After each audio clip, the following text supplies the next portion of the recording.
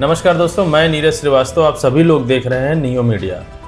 2024 के अंत तक 4 स्टेट्स के इलेक्शन होने थे, जम्मू कश्मीर, हरियाणा, महाराष्ट्र और झारखंड। इलेक्शन कमीशन ने कल जम्मू कश्मीर और हरियाणा के इलेक्शन की तारीख की घोषणा कर दी है। याद कीजिए, एक दिन पहले यानी कि 15 अगस्त को नरेंद्र मोदी जी लाल किले से ये बोल रहे थे कि 1 नेशन 1 इलेक्शन होना चाहिए।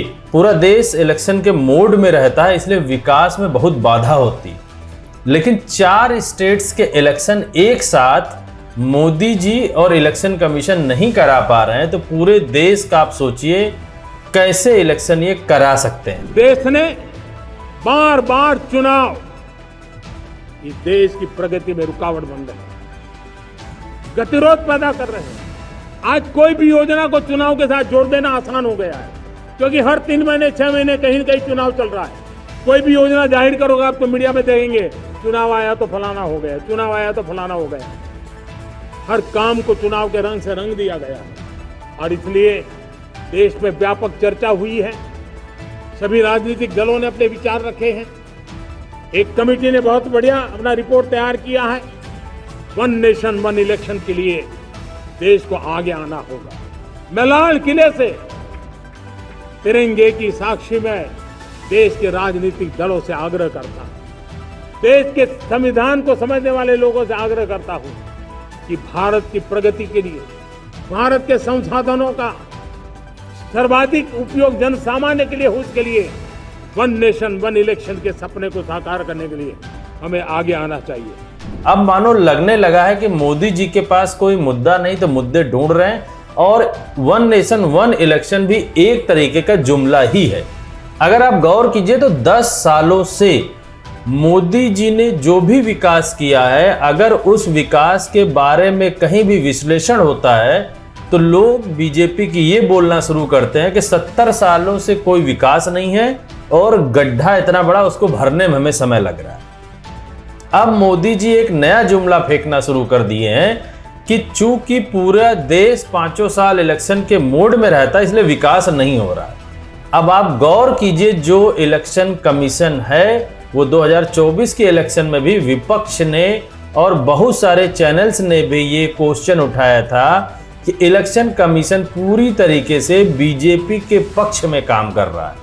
और एक बार फिर अब स्टेट्स के इलेक्शंस में भी ये दिखना शुरू हो गया कि बीजेपी के पक्ष में ही इलेक्शन कमीशन काम कर रहा है। अब आप सोच रहे होंगे कि मैं ऐसा क्यों कह रहा हूं।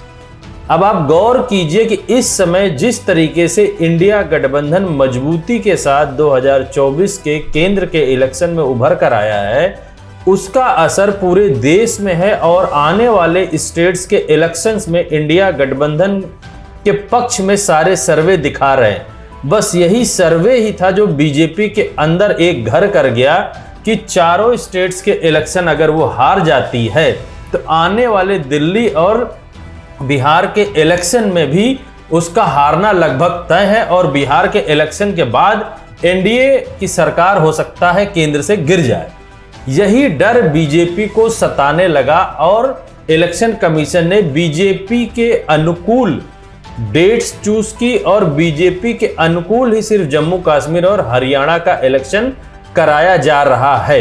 अगर आप गौर करें तो 2024 के केंद्र के इलेक्शन में भी हरियाणा में बीजेपी लगभग 50-50% है कांग्रेस के साथ, और जम्मू कश्मीर में भी अगर हम मान के चलें तो उनके लिए 50-50 का केस है। इसीलिए इस दोनों जगह वो पहले इलेक्शन कराना चाह रहे हैं ताकि वो ये जान सकें कि देश के लोगों का मूड क्या है। क्योंकि झारखंड और महाराष्ट्र में जिस तरीके से उनको हार मिली है और जो भी सर्वे आ रहे हैं उससे उनको समझ में आ रहा है कि बीजेपी झारखंड और महाराष्ट्र बुरी तरीके से हार रही है। और महाराष्ट्र उत्तर प्रदेश के बाद एक सबसे बड़ा स्टेट है, और महाराष्ट्र हारने के बाद बीजेपी में एक तरीके से मान के चलिए कि भगदड़ मच जाएगी। जो भी इनके घटक दल हैं, छोटे बड़े, वो सारे इनसे दूर हटना शुरू हो जाएंगे और इंडिया गठबंधन की ओर मूव करना शुरू हो जाएंगे। यही बात उन्होंने अपने दिमाग में बैठा ली और सिर्फ 2 स्टेट्स के इलेक्शन का अनाउंसमेंट करती है।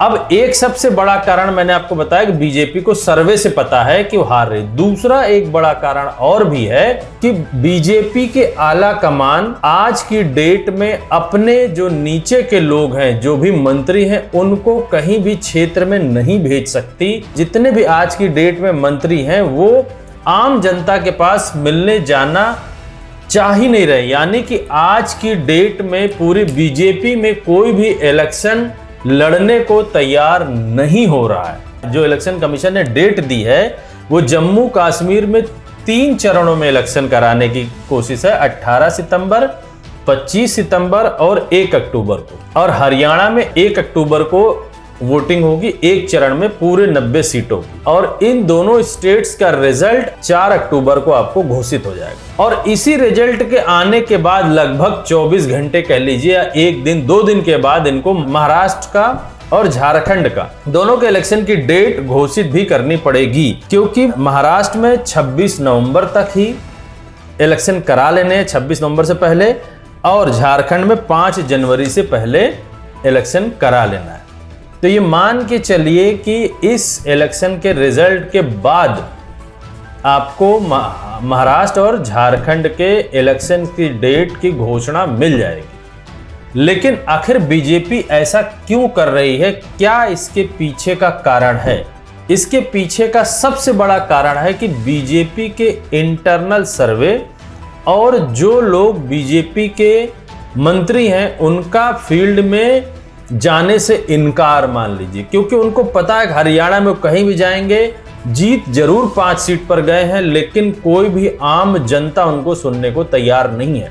इसलिए गौर कीजिए, महाराष्ट्र के इलेक्शन की डेट से पहले, मतलब महाराष्ट्र में अभी उन्होंने फडणवीस जी को सारी सत्ता सौंप दी है कि वहीं पे वो लोकल हैं, वहीं लोगों से मिले, वही गठबंधन के लोगों से मिलेंगे, सीट शेयरिंग भी वही करेंगे, कौन सा कैंडिडेट महाराष्ट्र में लड़ेगा वो भी उन्हीं को डिसाइड करना। ऐसे ही हरियाणा में अगर आप देखें तो अभी के सीएम जो सैनी साहब हैं वो सारी कमान अपने हाथ में ले रखा है उन्होंने, और जो भी इलेक्शन कमीशन के अनाउंसमेंट से पहले जो भी उनको पॉलिसीज लॉन्च करनी थी उन्होंने खुद लॉन्च की, चाहे वो अग्निवीर में परिवर्तन ही क्यों ना हो।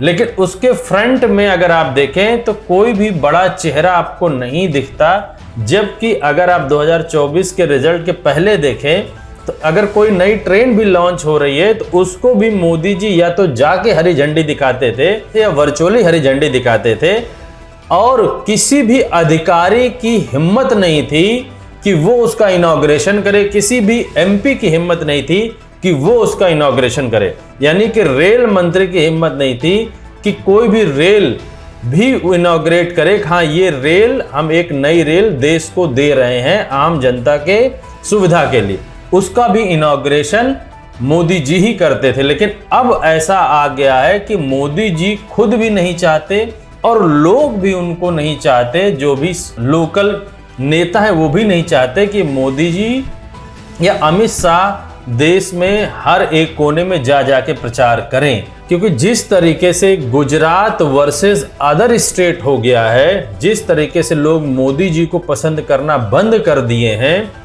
और दिन प्रतिदिन राहुल गांधी की लोकप्रियता इस तरीके से बढ़ रही है कि जो एनडीए के घटक दल भी हैं आज वो इंडिया गठबंधन में जाना चाहते हैं, चाहे वो बिहार से जेडीयू हो या आंध्र प्रदेश से टीडीपी हो।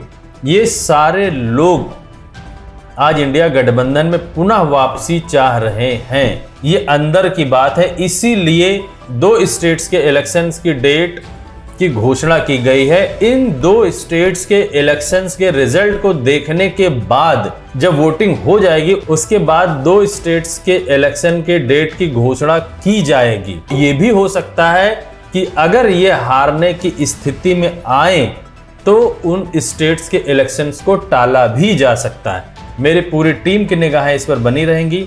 मैं अपने सारे दर्शकों से बोलता हूं, चैनल को ज़्यादा से ज़्यादा सब्सक्राइब करें, शेयर करें। धन्यवाद।